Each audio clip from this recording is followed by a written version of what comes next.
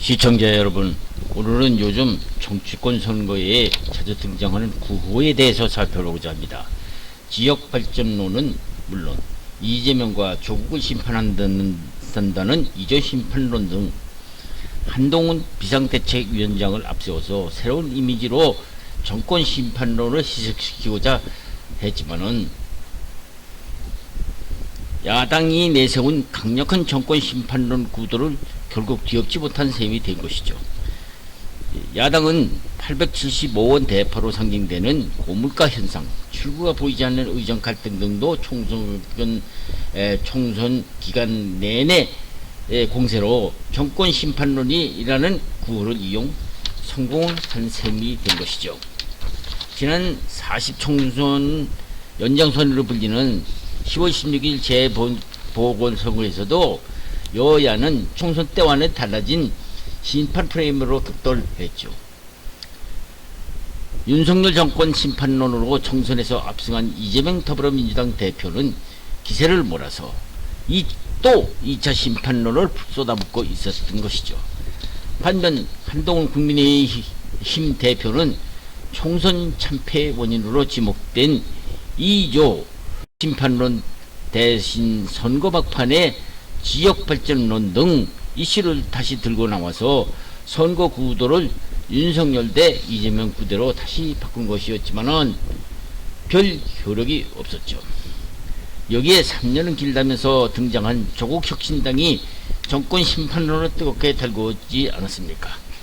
여당은 2조 심판론이니 지역발전론 등에 별로 재미 본 것이 없는 것이죠.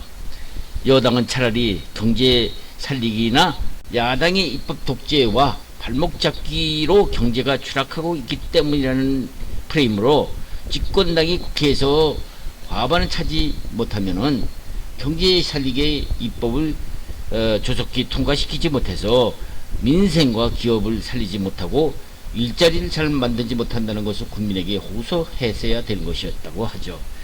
입법 폭주와 방탄국기에 몰입하였다면 깨어있는 국민으로부터 외면당할 수밖에 없는 것이죠.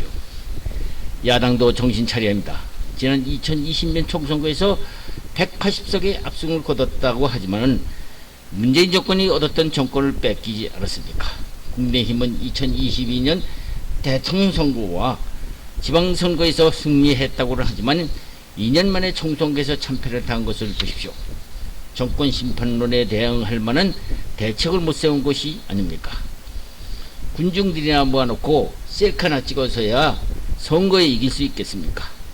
선거 현장에서나 TV에서 함성이나 지른다고 모두 자기를 지지하는 세력을 안다면은 오판 중에 오판이죠. 여하튼 여야는 이번 총선거를 통해서 정권 심판론에 말려든 것입니다. 깊이 깨달아야 할 것이겠죠. 여러분, 국민들은 바보가 아닙니다. 특히 강화도 같은 경우 이번 보궐선거에서 야당인 더불어민주당은 여전히 정권 심판을 구호로 내놓아서 실질적인 선거에 실리를 취하였다는 신문 보도를 보면은 보통 심각한 문제가 아니죠. 그렇습니다. 총선거의 경우 서울 금방의 선거구인 김포 경우의 예를 하나 들어보기로 합시다. 김포 경우 지난 19대 국회는 김포에서 국회의원을 한 명만 뽑는 단위 선거구였다가 20대 총선부터 각과 얼굴로 개편되면서 20대 국회의원 선거에서 더불어민주당 김두관 후보가 13.791%로 새누리당의 김동식 후보를 물리치고 당선되었고, 그리고 김포 을구 경우에도 20대 국회의원 총선거에서 박근혜 정부 때는 새누리당 홍철호 의원이 4.1% 표 차이로 당선된 것으로 지난 21대 선거를 치른 총선거에서는 김포갑구의 경우에는 더불어민주당 김지영 후보가 15.453%로 통합당의 박진호 후보를 물리치고 여전히 민주당 표가 압도적으로 쏠리게 되었을 뿐만 아니라 김포 을구에도 더불어민주당 박상혁 후보가 미래통합당 홍철호 후보를 물리치고 13.39%로 물리치고 더불어민주당 의원이 당선되는 이변을 맞이하게 된 것이죠. 김포시 각구나 을구가 모두 더불어민주당의 판이 된 것이죠. 금년 4월에 실시된 22대 국회의원 총선거 결과가 어떻게 되었는지 좀 살펴보기로 하겠습니다.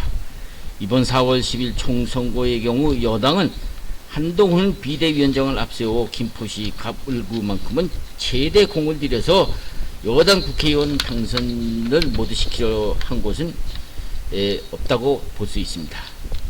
특히 김포시는 서울의 의존도 평소부터 높은 지역으로 2칸짜리 골드라인으로 고통을 받고 있던 곳인지라 여당이 들고 나온 김포시 서울 편입론과 지하철 5선 연장 등 진짜 김포 시민들이 김포 각구나 을구 유권자들에게 큰 이슈를 내세워서 지역 발전론이 이만큼은 각구나 을구에서 모두 여당인 국민의힘을 지지할 것으로 알았죠.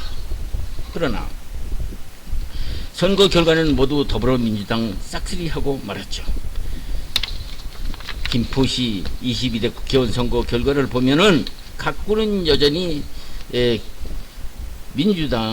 더불어민주당이 15.5% 차이로 국민의힘 박진호 후보를 물리치고 더불어민주당이 당선되었고, 김포시 을구도 박상혁 더불어민주당 의원이 홍철호 국민의힘 후보를 15% 차이로 물리치고 더불어민주당이 당선되게 됩니다. 시청자 여러분, 이번 4월 10일 총선거의 김포시 경우에서 보듯이 더불어민주당과 국민의힘 선거 전략으로 내세운 정권 심판론과 지역 심판론이 과연 어떤 결과를 가져왔나, 김포 선거 결과가 어떤 결과가 왔나를 한번 살펴보시기를 바랍니다. 여당은 김포 서울시 편입론이나 지하철 5선 연장 같은 민감한 지역 발전론에 김포 갑을 주민들이 모두 국민의힘으로 표를 몰아줄 것이라고 생각하고 있을 것이라는 예측을 완전히 벗어나는 것이 보이지 않았습니까? 더불어민주당의 정권 심판론이 더 먹혀든 것이죠. 그렇습니다. 4월 총선거에서 한동훈 비대위원장을 보고 또 TV 화면에서 금방이라도 국민의힘 국회의원이 김포에서 모두 당선될 것이라고 생각했던 것이 참패라는 결과를 보고 있노라면은 윤석열 정권의 힘이 되어야 할 22대 국회가 출구가 보이지 않는 의정 갈등으로 얼마나 나라가 흔들리고 있습니까? 여당 한동훈 비상대책위원회가 야당이 들고 나오는 정권 심판론이라는 정가의 보도에 적절히 대응하지 못하였기 때문이었죠. 대통령제 국가에서 대통령의 힘을 못 쓰면 그 피해는 전체 국민들에게 영향을 미치게 마련입니다. 그렇다고 국민들이 저지른 180여석의 야당 국회 나와 180석의 여당 국회의원을 두고 4년이라는 기간을 구경만 하고 있어야 하는 것이 이 나라가 아닙니까? 요즘 야당이 걸핏하면 특검이다, 탄핵이다, 청문회다 요란하지만 국회 4년 동안 이런 꼴만 계속 보아야 하는 국민들은 정말 난감하기만 하죠. 그렇습니다. 국정심판론, 이조심판론이 뭐고 지역발전론이 무슨 소용이 있습니까? 여당 지도부도 한심하지만 야당 지도부도 지금 이러고 있을 때입니까? 국민들은 지금 묵묵히 그대들을 바라보고 있을 뿐입니다.